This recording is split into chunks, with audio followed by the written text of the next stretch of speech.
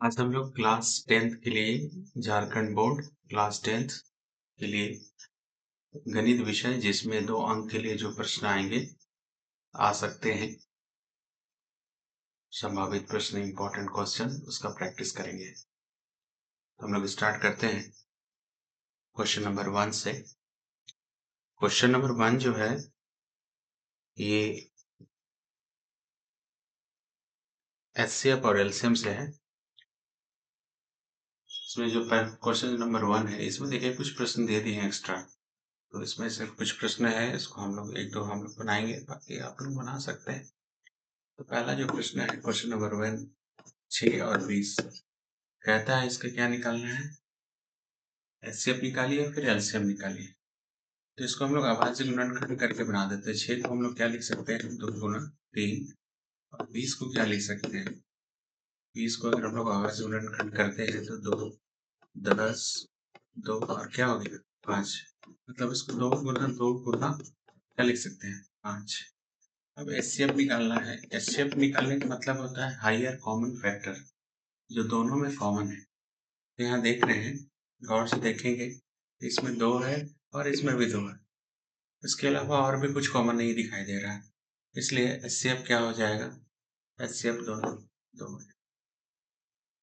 और अगर आप एलसीएम निकालना है, तो एलसीएम निकालने के लिए तरीका ये है कि आप दोनों संख्या को क्या कर दीजिए, गुणा कर दीजिए, उसके बाद उसको एचसीएफ से भाग कर दीजिए। अगर 6 गुना क्या है 20 है, और एचसीएफ का मान मेरा क्या निकला है 2, तो इसको 2 1 का 2, 2 3 6, मतलब आपका क्या आ गया 3 गुना 20, मतलब एलसीएम क्या हो जाएगा 20 3 8। इसको हम लोग एक और तरीका से इस तरह से डायरेक्ट भी बना सकते हैं, 6 और 20 है, यहाँ से अगर हम लोग 2 से करते हैं तो 2 दिया 6, उसके बाद ये 2 10 10। आप जो है दोनों एक साथ हम लोग इसका अभाज्य गुणनखंड नहीं कर पाएंगे, इसलिए इस केस में एचसीएफ जो है वो कितना हो जाएगा, तो रुक जाएगा। हाँ, अब हम लोग अलग अलग कर सकते हैं, 3 से करेंगे तो 3 एक का 3 तो होगा, पर 10 तो भाग नहीं जाएगा। हाँ, इस स्थिति में अगर हम लोग 2 से करते हैं तो 2 25 10, फिर क्या आएगा 5 से करेंगे तो ये 5 आएगा।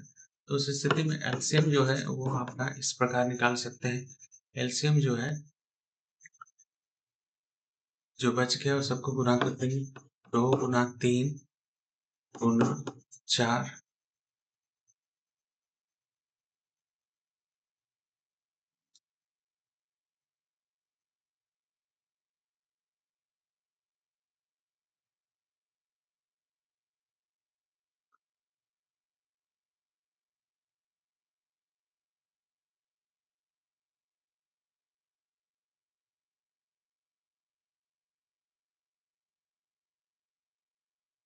यहाँ ध्यान देने वाली बात है, यहाँ थोड़ी सी गलती हो गई, यहाँ 1 होना चाहिए, तो आपका हो गया 2 दिया 3, 2 3 4 गुना 5, कितना आ गया 60। तो इस तरह से हम लोग बना सकते हैं। अगर मान लीजिए इस क्वेश्चन को आप आराम से होमवर्क कर लीजिए, इसको भी आप होमवर्क कर सकते हैं, और साथ ही साथ इसको भी होमवर्क कर सकते हैं। अगर मान लीजिए 3 संख्या वाला दे दें, जैसे एक क्वेश्चन नंबर हम लोग देख लेते हैं, क्वेश्चन नंबर 6 नंबर है। 6 नंबर में अगर बोलते 6 72 और क्या है 120, तो इस तरह का अगर 3 संख्या दिया रहे तो उसका एचसीएफ और एलसीएम निकालने के लिए हम लोग ये सेकंड मेथड जो है, सेकंड मेथड है, इसका यूज करेंगे। सेकंड मेथड, ये फर्स्ट मेथड था, ये सेकंड मेथड है, ये फर्स्ट मेथड। तो इसके लिए हम लोग क्या करेंगे, एक साथ 6 72 और 120, इसका हम लोग अभाज्य गुणनखंड करेंगे, 2 तिया 6, फिर 2 से करेंगे तो 36, फिर क्या होगा 60। अब तीनों संख्या तो एक ही संख्या से नहीं जाएगा, तो यहाँ रुक जाएगा। यहाँ आपका एचसीएफ कितना हो जाएगा, एचसीएफ हो गया, स्टॉप हो गया। हाँ, अब आगे हम लोग कर सकते हैं, 2 से करेंगे तो ये 3 रह जाएगा, और ये हो जाएगा 18, ये हो जाएगा 30, फिर 2 से करेंगे तो फिर से ये 3 रह जाएगा, 2 9 18, और ये 15। हाँ, अब 3 से कर सकते हैं, 3 1 का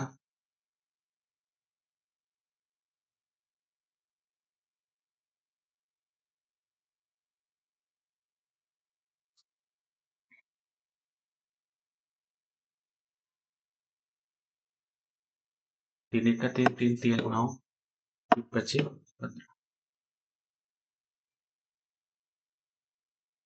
अगर हम इसको इस तरह से ना बनाकर यहीं पर हम लोग गलती कर देते हैं, तो क्यों ना इसको हम लोग फिर से इस बार ट्राई करते हैं। इस क्वेश्चन को फिर से बनाते हैं। देखिए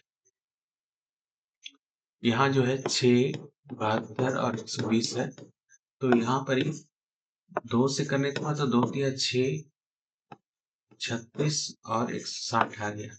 पर अब 2 से नहीं जाएगा, पर हाँ 3 से जा सकता है। 3 एक का 3, ये हो जाएगा 12 3 36 और 3 से करेंगे तो 20। अब जाना बंद हो गया, तो इसलिए एचसीएफ में क्या हो जाएगा, 6 हो जाएगा। ठीक है, हाँ अब जाना बंद हो जाएगा। अब 2 से करेंगे तो ये रह जाएगा, ये 6 हो जाएगा, ये 10 हो जाएगा। फिर 2 से करेंगे तो ये भी रह जाएगा, ये 3 और ये क्या रहेगा 5। ठीक है, अब 3 से करेंगे तो ये रह जाएगा, तो 1 और ये 5। फिर अंत में क्या से करेंगे 5, तो ये 1 और 1 आ जाएगा। तो एलसीएम जो है आपका आ जाएगा, एलसीएम जो आ जाएगा सबका गुणनफल कर दो। 2 गुना 3 गुना 2 गुना 2 गुना 3 गुना 5। 3 दूनी 6, 6 दूनी 12, 12 दूनी 24, 24 दिया 72 और 72 25 10, तो 35 और 360, 360। तो ध्यान से बनाने से कोई दिक्कत नहीं है। ये क्वेश्चन नंबर आप लोग इसको होमवर्क जरूर कर लीजिएगा। क्वेश्चन नंबर इसको होमवर्क कर लीजिएगा, ये होमवर्क कर सकते हैं। ठीक है, इसको भी होमवर्क कीजिए। एक और क्वेश्चन है, इसको होमवर्क कीजिएगा। चलिए आगे प्रश्न पर चलते हैं। यहाँ देख रहे हैं, ये भी एचसीएफ एलसीएम से संबंधित क्वेश्चन है। एचसीएफ और एलसीएम से संबंधित क्वेश्चन है, तो इस तरह का भी क्वेश्चन को घुमाकर पूछा जा सकता है। तो जो दिया हुआ है पहले देखते हैं क्या दिया हुआ है, कि दो संख्याओं का एचसीएफ दिया हुआ है। तो उसका यहाँ सवाल में लगता है कुछ गलती है, इसको थोड़ा चेंज कर लेते हैं हम लोग। ये हो गया,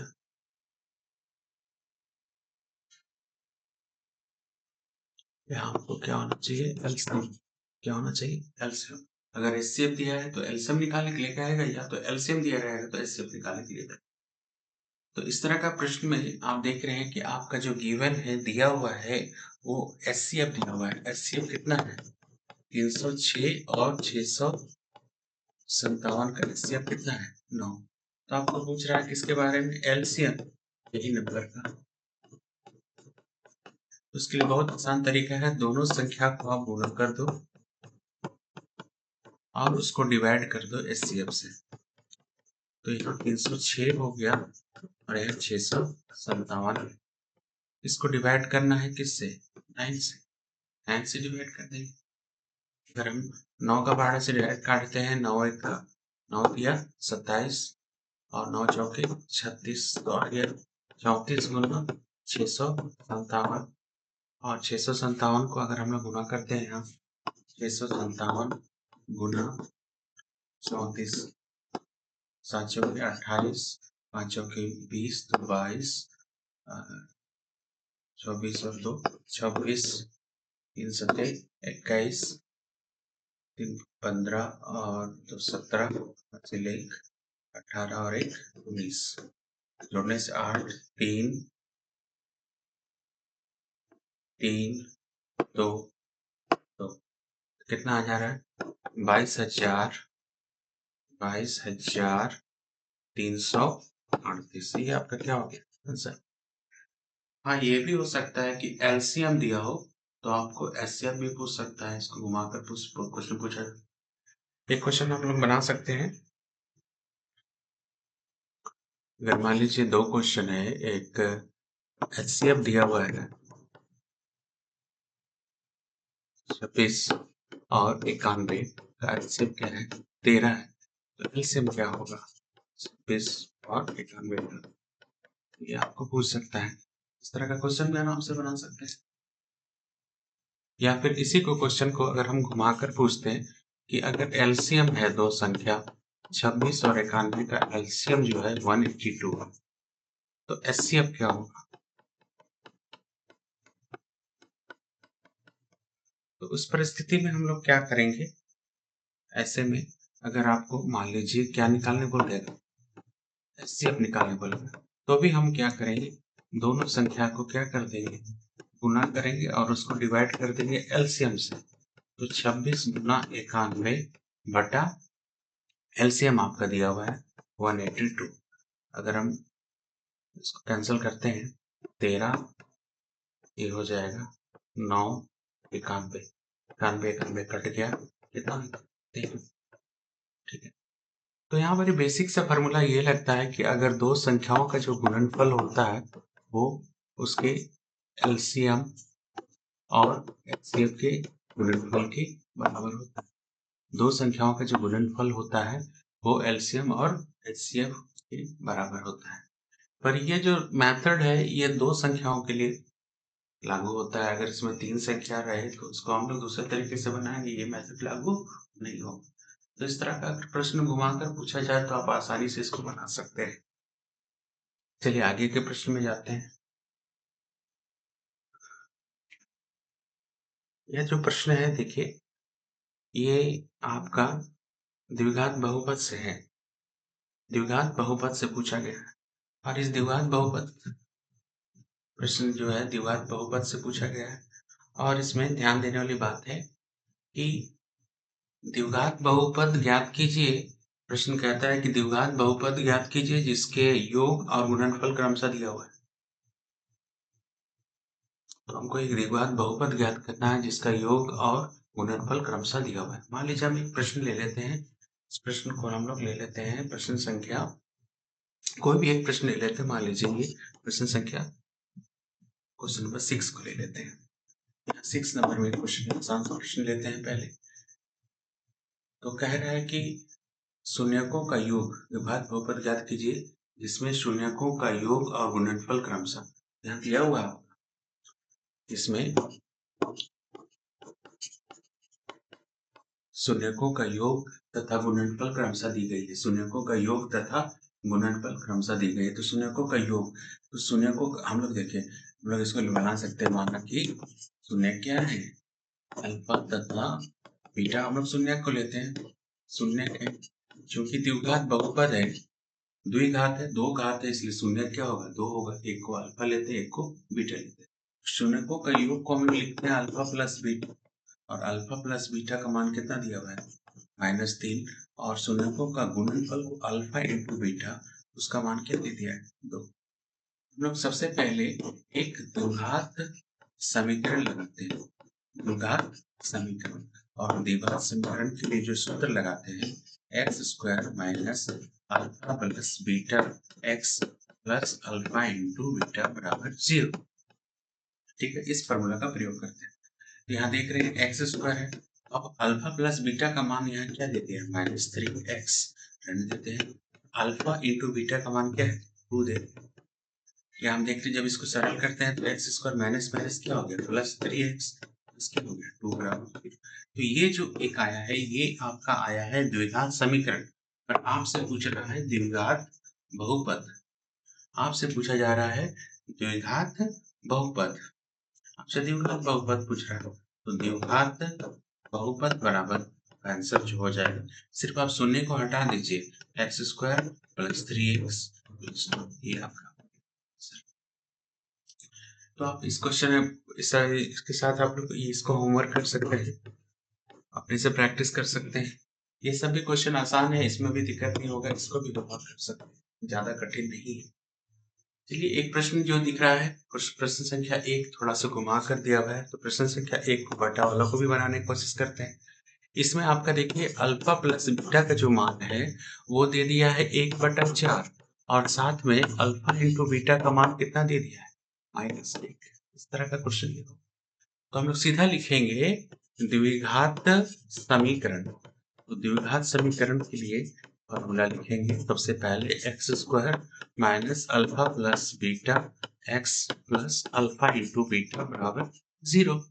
तो यहाँ एक्स स्क्वायर रहेगा और अल्फा प्लस बीटा का मान कितना है, यहाँ दिया हुआ है 1/4x और अल्फा इंटू बीटा का मान कितना है -1 बराबर 0। तो इससे एक्स स्क्वायर हो गया, ऊपर एक्स के साथ गुना करेंगे x/4। अब देखिए प्लस माइनस -1 लिख सकते हैं। आप ध्यान दीजिए, इसको हम लोग अब इसको सरल करते हैं। एक्स स्क्वायर एक बार और लिख लेते हैं, x/4 -1 बराबर 0। यहाँ एक है मतलब 1/1, यहाँ कुछ नहीं मतलब 1। अब देखते हैं, ध्यान देंगे,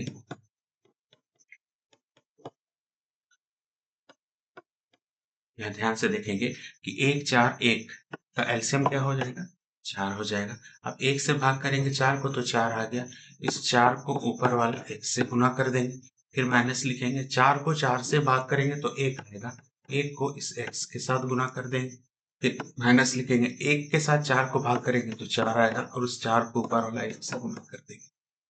यहाँ गौर से देख रहे हैं एलसीएम क्या आएगा, 4 आ गया, तो ये क्या हो जाएगा 4x², ये आ जाएगा x इंटू एक्स और ये 4 का 4 बराबर क्या आ गया 0। अब यहाँ गौर से देखिए, हम यहाँ क्रॉस मल्टीप्लिकेशन ब्रज गुणन करते हैं। अब यहाँ कुछ नहीं है मतलब क्या है, एक के साथ किसी भी संख्या को गुणा करते हैं तो वही प्राप्त होता है हम लोग को, और 0 को 4 के साथ गुणा करेंगे, इस 0 को 4 से गुणा करेंगे तो रिजल्ट हमको क्या मिलेगा 0। तो 4x² - x - 4 ये आपका द्विघात समीकरण आ गया। अंत में हम लोग लिखेंगे द्विघात बहुपद, द्विघात बहुपद। तो द्विघात बहुपद बराबर क्या हो जाएगा, द्विघात बहुपद बराबर 4x² - x - 4। ठीक है, तो इस तरह से हम लोग प्रैक्टिस करेंगे तो बना सकते हैं। ये रूट वाला है, अगर रूट वाला को संक्षेप में बनाना चाहें, रूट वाला को संक्षेप में बनाना चाहें तो हम लोग तुरंत बना सकते हैं। जैसे यहाँ देखिए रूट वाला एक दे दिया, तो अल्फा प्लस बीटा बराबर क्या मानेंगे √2, और अल्फा इंटू बीटा बराबर क्या है 1/3। तो द्विघात समीकरण x² alpha plus beta x alpha plus beta बराबर 0। x² ले लिए, x² ले लिए, अल्फा और बीटा का मान कितना है √2x और अल्फा इंटू बीटा क्या है 1/3 बराबर 0। तो x² हो गया ये √2x और ये प्लस 1/3 बराबर 0। अब यहाँ एलसीएम क्या ले लेते हैं, एक ले लेते हैं, एलसीएम क्या हो जाएगा 3। अब 1 से भाग करेंगे तो 3 आएगा, तो 3 को x² से गुना करेंगे, 1 से भाग करेंगे तो 3 आएगा, 3 को √2x² से करेंगे, फिर इस 3 को इस 3 से भाग करेंगे तो हमको 1 मिलेगा, 1 को 1 से भाग करेंगे 0 होगा। तो आपका रिजल्ट कितना आ गया 3x²। एक साथ सदा के लिए पहले संख्या को लिखते हैं, फिर रूट को लिखते हैं, फिर यहाँ 1 आ गया, ये 0 के साथ समझो। तो आपका ये द्विघात बहुपद कितना आ गया 3x² - 3x, इसलिए द्विघात बहुपद, इसलिए बहुपद क्या हो जाएगा, द्विघात बहुपद क्या हो जाएगा 3x² - 3√2x + 1। इस तरह से हम लोग इसको बना सकते हैं, थोड़ा सा प्रैक्टिस करने से हो जाएगा। थोड़ा सा ध्यान दीजिए, कुछ प्रैक्टिस कीजिए, तो कुछ कुछ क्वेश्चन है इसको होमवर्क कब कीजिएगा, होमवर्क इसको होमवर्क कीजिए, इस प्रश्न को होमवर्क कीजिए और इस प्रश्न को होमवर्क कीजिए। इस तरह से एक प्रश्न पूछा जा सकता है, वेरी वेरी इंपॉर्टेंट है ये, 2026 के एग्जाम के लिए वेरी वेरी इंपॉर्टेंट है। आगे पढ़ते हैं।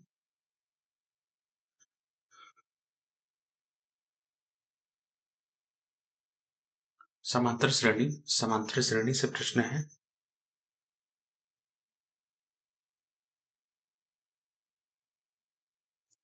समांतर श्रेणी से एक क्वेश्चन दिया हुआ है, तो इससे 2 अंक का एक प्रश्न पूछा जा सकता है।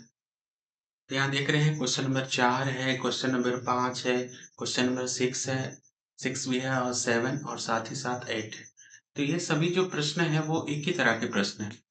बस इसको बनाने आप लोग अच्छी तरह से सीख लीजिए, ताकि एग्जाम में अगर पूछा जाए तो आप आसानी से इसको बना सकते हैं।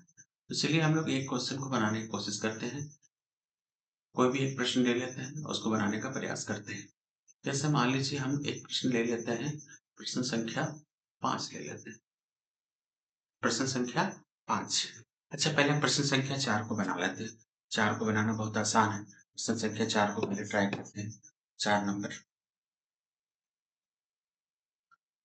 ये छोटा सा क्वेश्चन है कि एक एपी है, एपी का क्या है, 2 है, 7 है, 12 है। तो आपको 10वां पद पूछ रहा है, तो यहाँ प्रथम पद स्पष्ट दिख रहा है 2 है, और यहाँ डी बराबर लिख रहे हैं A2 माइनस A1, और A2 का मान कितना है 7 और 2, मतलब कितना आ गया 5। आपका कितने पद तक निकालने के लिए बोल रहा है, मतलब n बराबर आपका 10 है, तो nवां पद का फॉर्मूला लिखते हैं an plus a plus n minus 1 d। तो nवां पद मतलब कितना पद निकालना है, 10वां पद निकालना है। एक बेसिक सा फॉर्मूला क्वेश्चन था ये, इसको हम लोग बना सकते थे आराम से। 2 और n का मान कितना है 10 माइनस 1, और d का मान कितना है, d का मान है 5। 9 गुना 5, मतलब 2 गुना क्या हो गया 45, 45 और 2 कितना होगा 47। तो इस तरह से आंसर आएगा। एक आसान सा क्वेश्चन था, इसको हम लोग बना लिए। अब देखिए, जो क्वेश्चन नंबर मेन जो है, क्वेश्चन नंबर आपका 5, 6 बहुत इंपॉर्टेंट है। जैसे हम लोग क्वेश्चन नंबर 6 को बनाते हैं, ध्यान दीजिए, सेम सेम इसी तरह रहेगा। जैसे एक एपी है, क्वेश्चन नंबर 6 में कहता है एक समांतर श्रेणी एपी जो है आपका दिया हुआ है। एपी कितना है, 7 है, 13 है, 19 है, डॉट डॉट डॉट 205 के कितने में मतलब के कितने पद है, मतलब इसमें पूछ रहा है कि इस एपी में पदों की संख्या कितनी है, ठीक है। या फिर यही प्रश्न को घुमाकर पूछता कि इस एपी में 205 कौन सा पद है, ये 205 पूछ देता ये कौन सा पद है। तो ये प्रश्न किसके जैसा हो जाता है, प्रश्न संख्या 5 की तरह, ठीक है। या फिर क्वेश्चन नंबर 7 में है कि एपी दिया हुआ है, इसमें कौन सा पद 81 से पूछता है, तो उसको भी हम लोग बना सकते हैं। तो इसके लिए यहाँ पर ध्यान दीजिएगा, ए का मान यहाँ 7 दिया हुआ है, और डी का मान A2 माइनस A1। A2 का मान है 13, और 13 में से 7 जाएगा तो कितना बच गया, 6 बच गया। अब यहाँ पर तुम्हारा n जो है नहीं दिया हुआ है, पर हाँ nवां पद का मान, एक अज्ञात पद का मान है, वो है 205। आपको निकालना क्या है, n निकालना है। तो इसके लिए भी हम लोग nth टर्म का जो फॉर्मूला होता है a बराबर a plus n minus 1 D formula का प्रयोग करेंगे। तो यहाँ nवां पद का मान स्पष्ट दे दिया है 205, और a का मान कितना है, a का मान 7 है, और n तो हमको निकालना है, और d स्पष्ट है, d क्लियर दिया हुआ है कितना है 6 है। तो यहाँ हम लोग 7 लिख सकते हैं, इसको गुना कर सकते हैं 6n माइनस 6, और यहाँ क्या आ गया 205। नेक्स्ट स्टेप में क्या करेंगे, 205 को ऐसे ही रहने देंगे। अब यहाँ 6n लिख लेंगे, अब 7 में से 6 जाएगा तो कितना बचेगा 1। अब इसको अदला बदली कर सकते हैं, 6n प्लस 1 अब क्या हो गया 205, इसलिए 6n बराबर 205 माइनस 1 बराबर क्या हो जाएगा 204। 6n बराबर 204, इसलिए n बराबर 204 बटा 6। अगर इसको 2 का पहाड़ा से काटे तो 2 तिया 6, 10, 252, फिर 3 का पहाड़ा से काटते हैं, 3 तिया 9, 3 चौके 12, n का मान कितना निकल गया 34। मतलब यहाँ ये स्पष्ट हो रहा है कि यहाँ अगर हम समांतर श्रेणी देखते हैं, पहला जो है 7 है, फिर 13 है, फिर 19 है, फिर क्रमतः बढ़ते बढ़ते बढ़ते कितना पहुंच गया 207 पहुंच गया। तो ये जिस प्रकार ये 7 पहला पद है, 13 दूसरा पद है, 19 तीसरा पद है, उसी प्रकार 205 कितना पद है 34वां पद है। या फिर प्रश्न पूछता है कि 205 का पद संख्या क्या है, या एपी में कितने पद हैं, तो यहाँ अंतिम पद है, अंतिम पद को भी हम लोग क्या मान लेते हैं an, और इस तरह से बना। तो चलिए एक और प्रश्न है, क्वेश्चन नंबर 7 और 8, इसमें हम लोग कोई एक को बनाने की कोशिश करते हैं। मान लीजिए हम लोग क्वेश्चन नंबर 7 को बनाते हैं। क्वेश्चन नंबर 7, क्वेश्चन नंबर 7 में क्या है, ये थोड़ा सा समांतर श्रेणी घटता क्रम में है, 21, 18 और क्या है 15 डॉट डॉट डॉट। तो यहाँ पर हम लोग देख रहे हैं कि a का मान जो है 21 है, और d जो है वो A2 माइनस A1, मतलब 18 में से 21 जाएगा तो कितना बच गया -3। यहाँ घट रहा है तो माइनस में आ जाएगा, उल्टा हो रहा है। और यहाँ nवां पद आपका दिया हुआ है, कौन सा पद, मतलब 81, मतलब nवां पद क्या है 81, आपको निकालना क्या है n। तो फिर से हम लोग n टर्म का फॉर्मूला बैठाएंगे a plus n minus 1 d। यहाँ nवां पद का मान लिखेंगे -81। a का मान कितना है 21 है और n हमको निकालना है n माइनस 1 और d का मान माइनस में -3। यहाँ 81 आ गया, यहाँ 21। अब इसको गुना करते हैं, माइनस के साथ एक साथ गुना करेंगे तो यहाँ लिखेंगे -3n और माइनस माइनस प्लस 3। तो यहाँ देख रहे हैं -81 ठीक है, ये उसको पहले लिख लेते हैं 3n। एक प्लस है, एक दोनों प्लस में है ना, 21 और 3, तो ये क्या हो जाएगा 24 हो जाएगा। इसको 24 को इधर ले आते हैं पहले, ये कितना हो जाएगा -24 और बराबर क्या हो गया 3n। अब दोनों को जोड़ देते हैं 5 और इधर क्या हो गया 4 और 5 10, 105 बराबर क्या आ गया -3n। दोनों तरफ माइनस को काट सकते हैं। अब हम लोग लिख सकते हैं 3n बराबर 105, इसलिए n बराबर क्या लिखेंगे 105 बटा 3। 3 से काटेंगे 3 दिया 9, 3 बचे 15, n बराबर क्या आ गया 35। तो आपसे यह पूछ रहा है कि ये जो समांतर श्रेणी है जिसमें 21, 18, 15 ये समांतर श्रेणी है और क्रमशः ये बढ़ते बढ़ते -81 तक पहुंच गया, तो -81 का क्रम संख्या क्या है, मतलब उसकी पद संख्या क्या है, तो उसके घटते बढ़ते बढ़ते उसका क्रम संख्या कितना पहुंच गया 35। ठीक इसी तरह क्वेश्चन नंबर 8, इसको आप अलग होमवर्क कीजिएगा।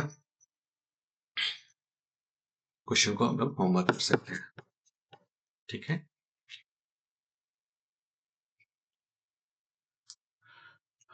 प्रश्न संख्या एक और है 205।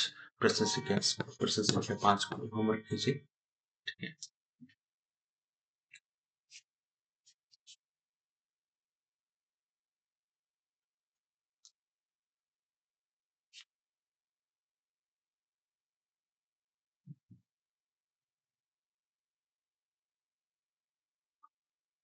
अगला प्रश्न संख्या 9। इसमें क्या पूछ रहा है कि एक एपी निर्धारित कीजिए, मतलब एक एपी तैयार कीजिए जिसका तीसरा पद और सातवां पद दिया हुआ है। तो तीसरा पद है 5 और सातवां पद है 9। तो इस तरह का प्रश्न को बनाने के लिए एपी तैयार करना है, मतलब एपी रेडी करने के लिए आपको ए और क्या चाहिए डी चाहिए। तो यहाँ पर दिया हुआ क्या है, तो सबसे पहले हम लोग देखेंगे हम लोग का दिया क्या है। हम लोग का दिया हुआ है, क्या दिया है फर्स्ट, इसका तीसरा पद मतलब A3 दे दिया। A3 कितना है 5 और फिर क्या दे दिया है A7, सातवां पद कितना दे दिया 9। तो अगर आपको कभी भी किसी भी एपी का दो पद मालूम हो, अगर इसका दो पद मालूम हो तो हम लोग सबसे पहले ध्यान देंगे ये पहला और ये दूसरा। हम लोग क्या करेंगे, हम लोग यहाँ घटाएंगे, तो इसको लिखेंगे A7 माइनस A3 बराबर, यहाँ से घटाएंगे 9 माइनस 5, मतलब हम लोग समीकरण 2 में से एक को घटा दे रहे हैं। तो यहाँ ध्यान देंगे तो A7 मतलब क्या हो गया, A7 को हम लोग शॉर्टकट में A7 को A+6 नहीं लिख सकते हैं और A3 को A+ क्या लिख सकते हैं 2D लिख सकते हैं। यहाँ 9 में से 5 गया तो क्या निकला 4, ये A+ क्या आ गया 6D, ये हो गया -1 माइनस 2D 4। तो यहाँ A कैंसिल हो गया, 6 में से 2 गया तो क्या बन गया 4D। 4D बराबर 4, तो D का मान क्या हो जाएगा 4, ये बटा में 6/4 कट गया 1, तो D का मान कितना आ गया, D का मान आपका कितना आ गया, D का मान आ गया 1। तो बहुत आसान तरीका है कि दो कोई भी समांतर श्रेणी का अगर कोई भी दो पद दिया हो तो आप दोनों का अंतर निकाल लीजिए, बड़ा पद से छोटा पद को घटा दीजिए तो आपका आंसर आ जाएगा। तो सबसे पहले क्या निकलेगा डी निकलेगा। अब डी का प्रयोग से आप कोई भी पद, जैसे मान लीजिए आपका तीसरा पद दिया हुआ है कितना, तो तीसरा पद को हम लोग क्या लिख सकते हैं A+2D और इसका मान 5 है, तो अब यहाँ डी का जो मान है उसको बैठा दीजिए, डी का मान 1, तो ये हो गया 2 1 का 2 5, एक मान क्या हो जाएगा 5 माइनस 2 बराबर क्या है 3। इस तरह से हम लोग निकालेंगे, कितना आसानी से निकल गया है। तो ए का मान क्या आ गया 3। अब आपको ध्यान देना है कि आपको निकालना क्या है एपी। तो एपी मतलब देख रहे हैं कि प्रथम पद आपका कितना निकल गया है 3, तो द्वितीय पद बराबर क्या होगा ए प्लस डी। मतलब ए कितना है 3 और डी कितना है 1, जोड़ देंगे तो क्या निकलेगा 4। इसी तरह A3 बराबर क्या होता है ए प्लस 2D। ए का मान है 3 और यह 2 गुना 1 मतलब 3 गुना 2 मतलब क्या हो जाएगी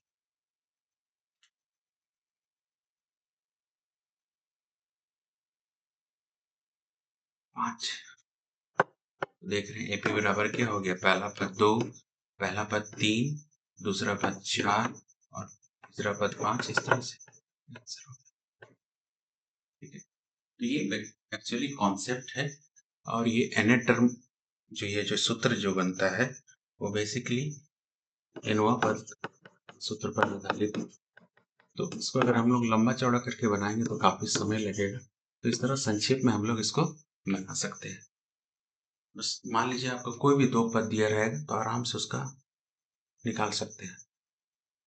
पहले डी निकलेगा, फिर डी के बाद ए निकलेगा और ए के बाद आप अगर मान लीजिए यही सवाल में अगर कोई दूसरा पद निकालने के लिए दे देता है, जैसे मान लीजिए ए 10 निकालिए, आप ए प्लस क्या लिखते हैं 9D और ए का मान यहाँ कितना है 3 और डी का मान क्या है 1। 9 9 का 9 ये ध्यान। ठीक है,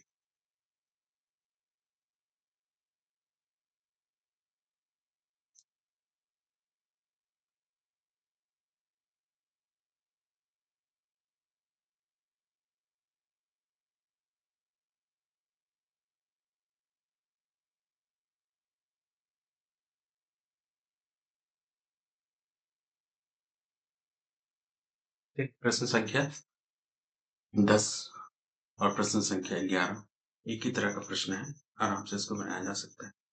जैसा अभी तुरंत हम लोग बनाए हैं क्वेश्चन नंबर 10। 10 नंबर को देखिए, प्रश्न संख्या 10 यहाँ दिया है, कौन सा पद दिया है, इसको चाहे तो आप लोग होमवर्क कर सकते हैं। इसमें दिया हुआ है कौन सा पद दिया हुआ है 11वां पद। 11वां पद कितना है 38 और 16वां पद का मान कितना है 73। हम सबसे पहले पदों का अंतर से निकाल सकते हैं A16 माइनस A11 बराबर 73 माइनस 38।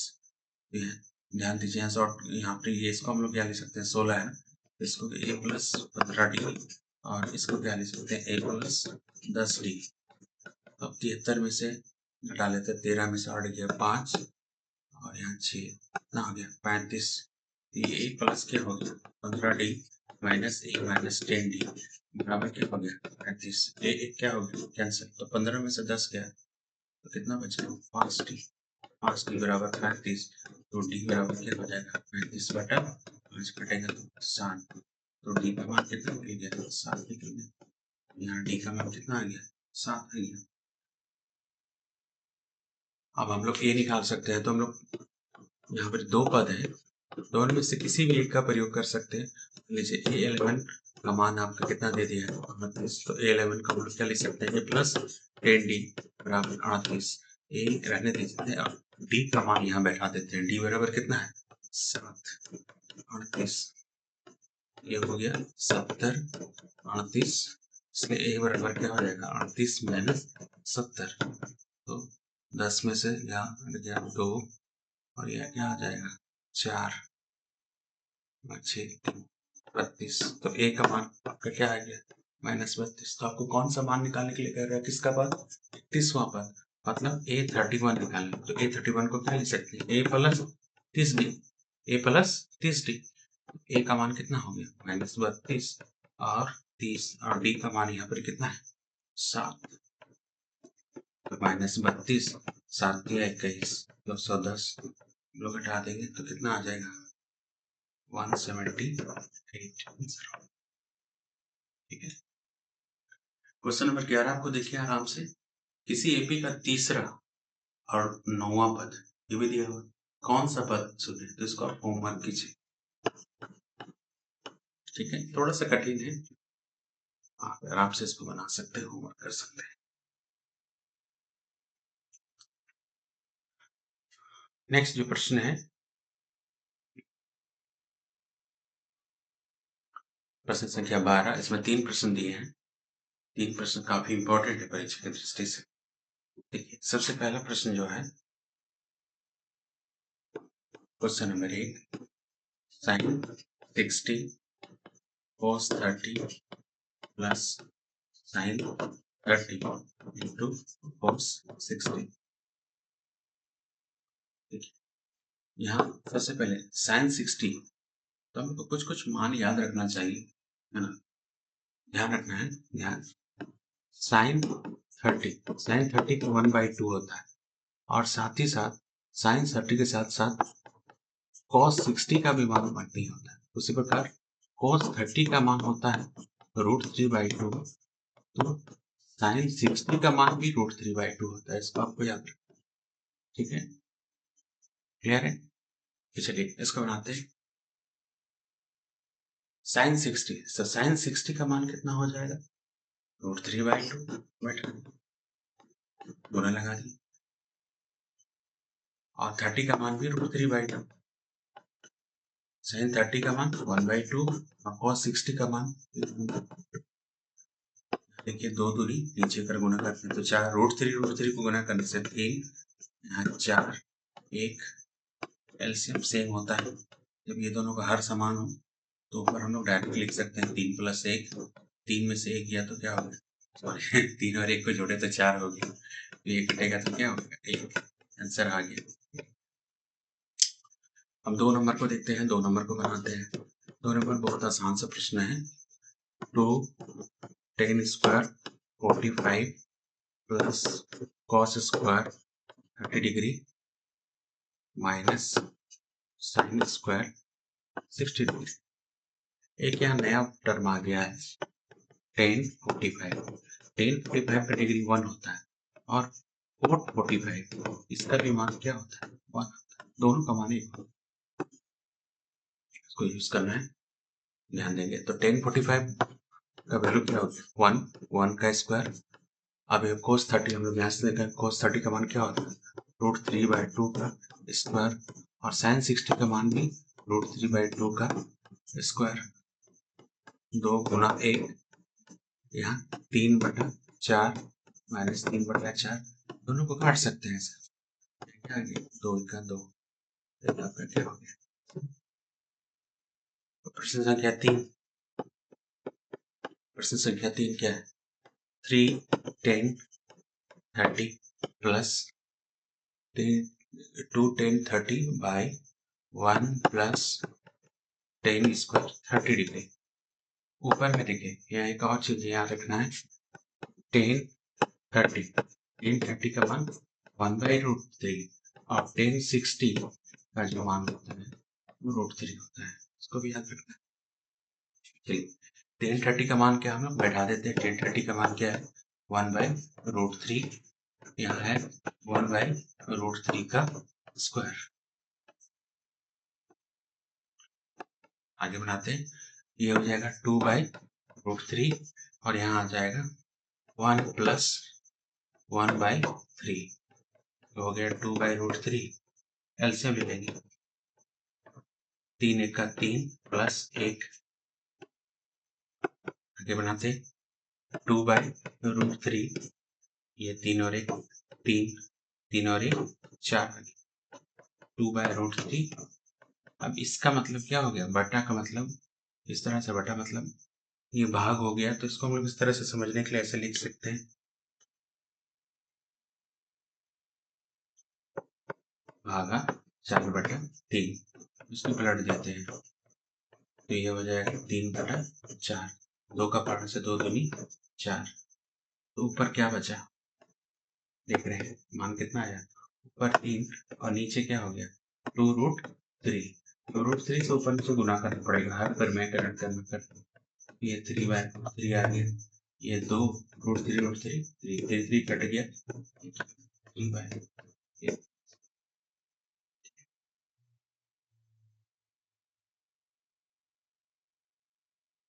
तो इस तरह का प्रश्न है, इसको ऐसे आसानी से बना सकते हैं, थोड़ा-सा अभ्यास कीजिएगा तो ये हो जाएगा। तो आज हम लोग इसी तरह इतना ही रहने देते हैं। आगे 2 अंक के लिए और नेक्स्ट वीडियो आएगा। ये पार्ट 1 था 2 अंक के लिए। इसके बाद पार्ट 2 और पार्ट 3 आने की संभावना है। हम लोग लाने का कोशिश करेंगे ताकि हम लोग का एग्ज़ाम का जो 2 अंक का जो क्वेश्चन आने वाला है, वो कंप्लीट हो सके और हम लोग का तैयारी अच्छा से हो सके। ठीक है? Thank you.